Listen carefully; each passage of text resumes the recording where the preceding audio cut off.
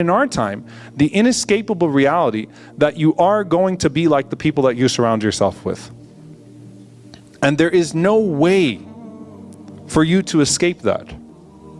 And so choose your surroundings wisely. And if you choose surroundings that aren't going to befit you as a stranger who strives for Allah's pleasure in a world that goes further and further away from Him, then eventually your sense of what's right and wrong, or your sense of what's excellent and what's unbefitting, that goes before prohibited and permitted, is excellence and unbefitting, right? Excellence and unbefitting, and then goes the prohibited and the permitted. But your standards are going to be diluted, and you might not even recognize how far you've drifted away. So we need ghuraba, we need beautiful people around us that manifest beautiful qualities that we too want to have. That's the beauty of the MSA. Subhanallah. The MSAs have saved lives for some. It's not a social club. It's a club of perfume sellers, inshallah ta'ala. It's a club where people, I hope y'all don't actually start selling incense, like, you know, be like, this is me, you know.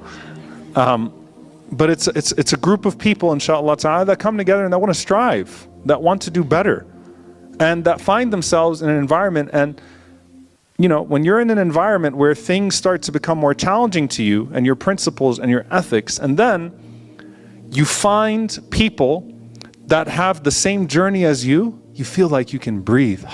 It's oxygen, right? That sense of raha nafsiyya, ease to the soul when you meet people. And you know, Imam Malik rahimahullah, when he said that I go to see Imam Layth so that my iman raises just when I'm around the guy, right? It's like oxygen, right? To be around the righteous, or to be around those that are striving for righteousness, like we've been out there and it feels like we've been choking. All right, here we are, alhamdulillah.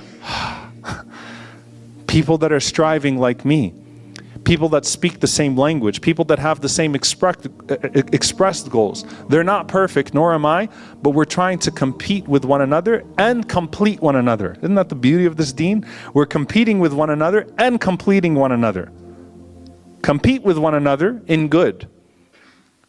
I don't want anyone around me that is doing something that is more pleasing to Allah subhanahu wa ta'ala, except that I'm trying to please Allah subhanahu wa ta'ala with what they're pleasing Allah with, and trying to do it with even greater sincerity and greater determination, without that person's reward being decreased in the bit.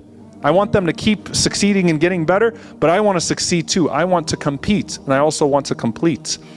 Because that's my brother, that's my sister, we're mirrors to one another. So where there is a flaw, I want to tell that person so that they can fill that in, and then help them fill that in. And I want them to do the same for me. So we want to compete with one another, and we want to complete one another for what? For Allah's pleasure. For Allah's pleasure. And so you have the past roadmap, the